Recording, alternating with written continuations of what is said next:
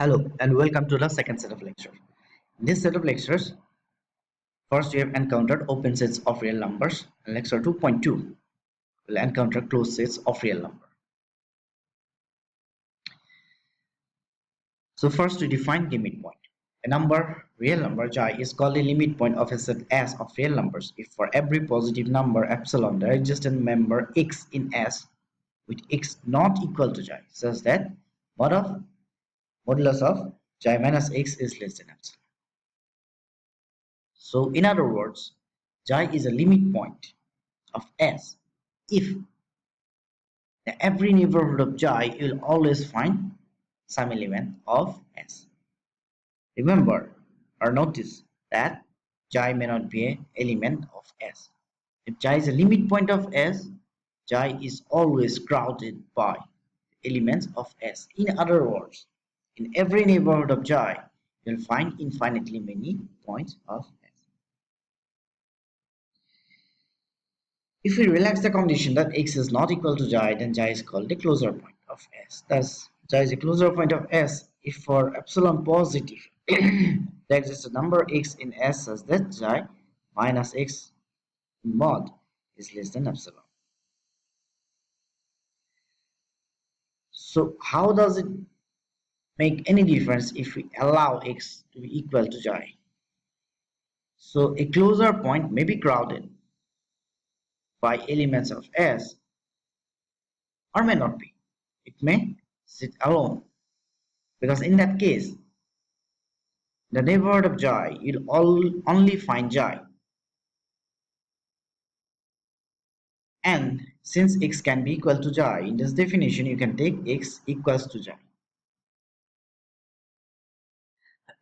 For example, take a set say 1 2 3. So verify that all the points are closure points but none of them are limit. So limit points are closure points but not all closure points are limit points. When you collect all the closure points of S, the new set you get is a closure of S, denoted by S bar.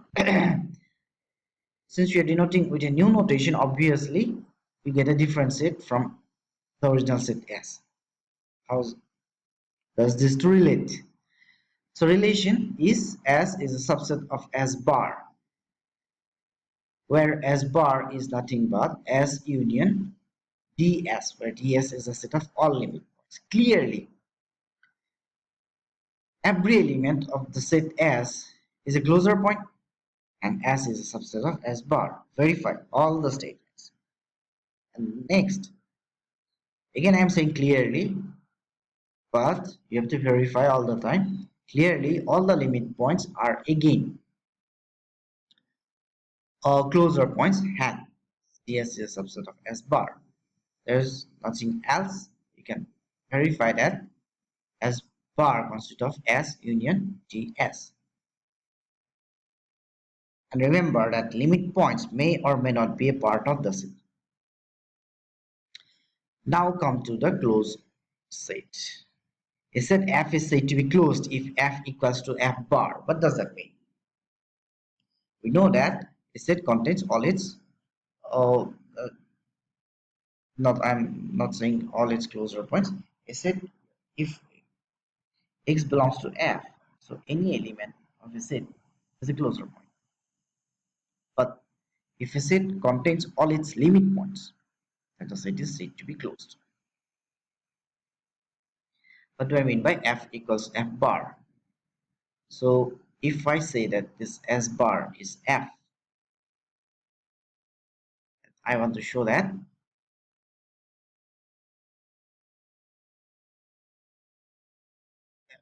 this F bar equals to F union DF.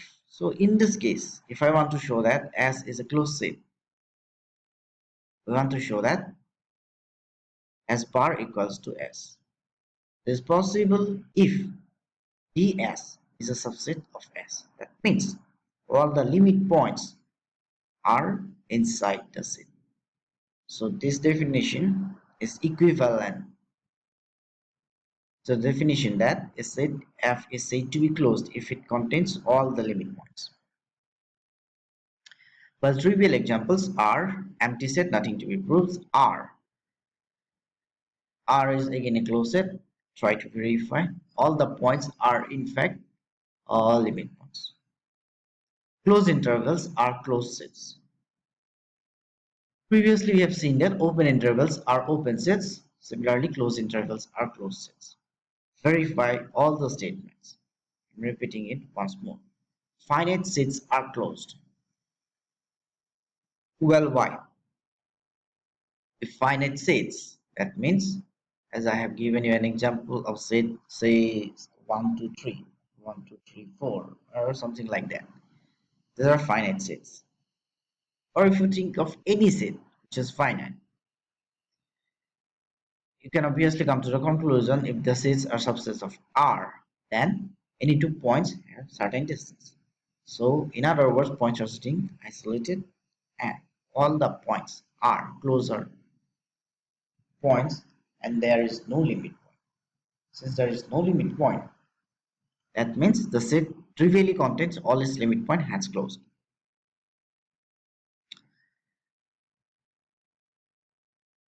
Okay, below in this proposition, we characterize the closed set for any set S of real numbers S bar is closed.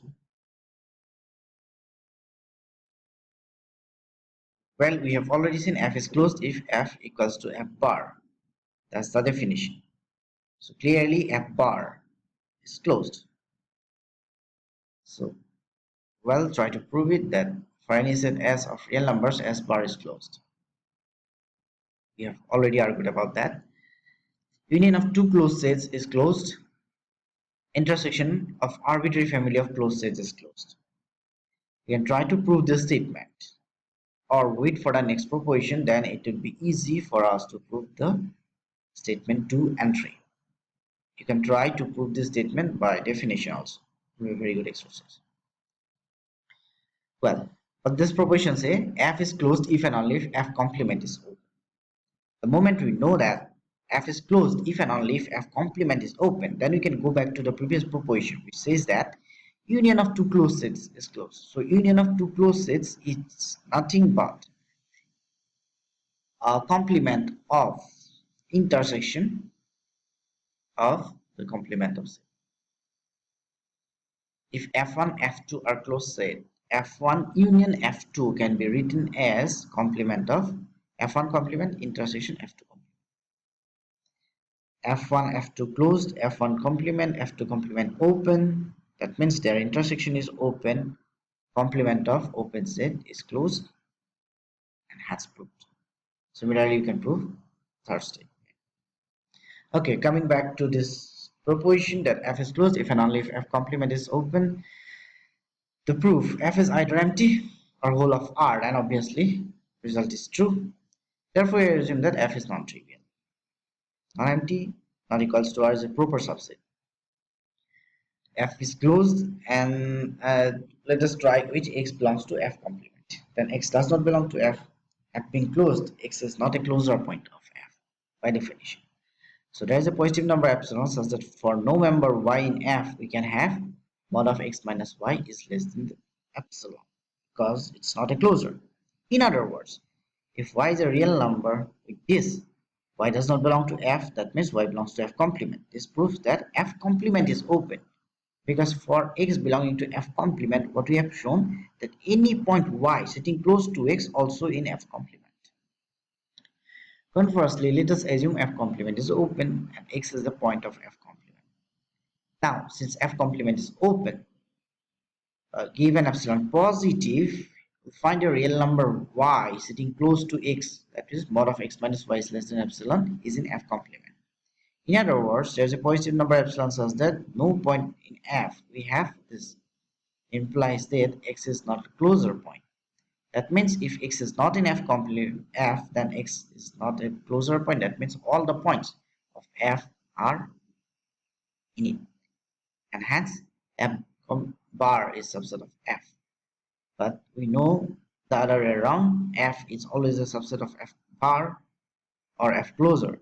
Hence F closure is equals to F is closed.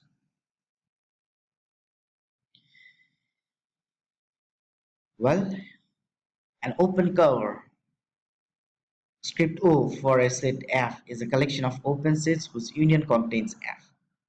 Remember, it contains F, not equals to F. A subclass of script O whose union also contains F is called an open subcover of F. So given a set, we say that a certain collection of sets is a certain collection of open sets is an open cover if F is contained in the union of those open sets. And subclass is if we take a subcollection from that set and still cover F, then we call it a subcover. Below is a very important property of closed and bounded set. It's known as Henny-Borel theorem. If F is closed and bounded subset of R, then every open cover for F has a finite subcover. If we have seen topology or matrix space, then you know that closed and bounded subsets of R is compact because this is the definition of compact. Any compact set has this property that every open cover has a finite subcover. So, since Henny-Borel says that for closed and bounded subset of R, this property holds. That means closed and bounded subsets of R is compact. We are not interested in the proof, but it will be there in any basic topology course or matrix space course. So here are a few examples for us to have fun. This S bar or closure of S is always closed. Given you a hint, in fact elaborated. Well, we'll try to show that F closure is the smallest closed set containing F. This is under definition of closure of F. We already know that F is a closed set, F contains F. Try to find under closed set that contains F and show that F bar has to contain in that closed set. Well, similar to this closure, if you take S complement and S bar complement, you will get open set. At least S bar complement is open. Can you say that this is the largest open set contained in S complement? This is trivial example to verify that if A is a subset of B, then A closure is a subset of B closure. Thank you.